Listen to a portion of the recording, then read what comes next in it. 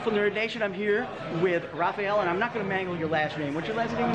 Azcueta. Raphael Azcueta. Excellent. Yeah, so I'm the sole developer for the Moonfields. I do the code, the art, and sound design. Yeah, I think the one thing I'm not going to do is make music, because I think there's a lot of people that make music a lot better than what I do now or what I can learn.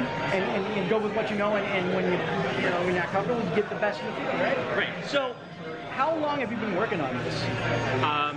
So this project started in about January. January, okay. Yeah. And what was the inspiration for it? Because I mean, it's beautiful, old school feel to it, but very rich interaction and it's simple gameplay mechanics. So there's an image from Zelda where Link has like a bunch of stuff on his back, and that's like pretty inspirational. Again, I like the idea that you can like pick different items and do cool stuff with them. I actually brought this idea to a game jam. We did a multiplayer like test of like this graphic style that I wanted to do that was like retro but new. And then we realized, at the game jam, me and the people that I was working with, we all realized that like doing like really good chunky combat was really fun. Yeah. And then it's just been expanding since there. And really honestly, it has a very, between the audio effects and the gameplay itself, has a very visceral feel to it. So I think you can achieve that chunky combat. Is any plan for any particular platforms or vehicles for release? Or? So the game is it's going to be released slowly. So I have itch.io refinery going, and the goal is to have a small group of people that are really interested in the gameplay mechanics in depth. And I feel like even if you're not the player that wants or needs that, you can find that kind of cool thing. It adds value to your game. So I'm gonna have a small group of people that kind of like play test and really get into it. And they're gonna kind of help me refine it while I work on the single player, and it'll be this kind of like back and forth iterative thing. How would you describe the combat for the multiplayer? Fun?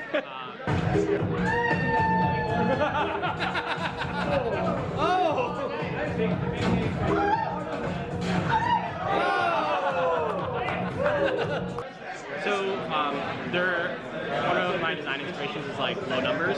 Okay. Because I wanted it to be simple and like comprehensible, but it's very fast paced. So I've noticed it's very accessible, and it is, like you said, it's just like you get in there and boom, you're going, you're running, and you learn as you play.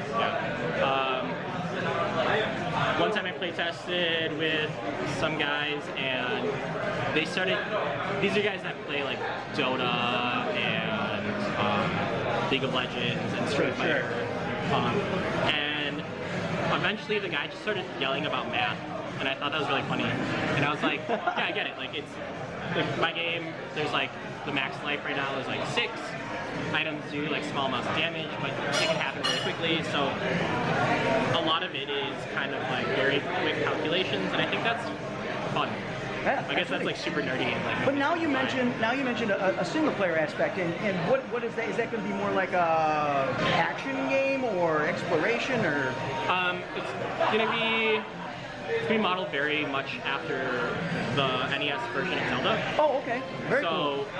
And this aesthetic lends itself to that too. I mean, it has a modern feel, but it's like overhead. Yeah. I want it to be quick, fast-paced. There's gonna be. I'm planning on having randomization so that you go into Dungeon 1, you can expect certain things, but not expect other things. Nice. If you get a weapon that you weren't expecting, you might be able to jump to a dungeon that you weren't ready for. Is it going to have like a roguelike element to it? Or are you going to have to start over every time?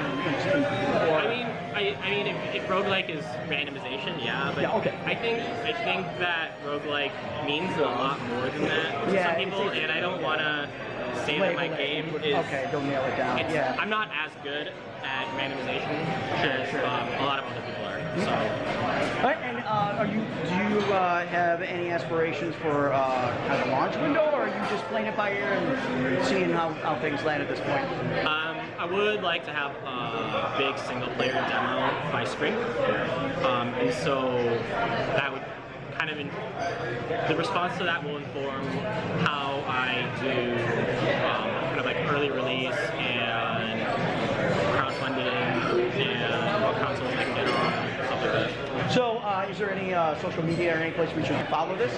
Yeah, so my Twitter handle is Lunar Signals. I also use that same handle on Instagram.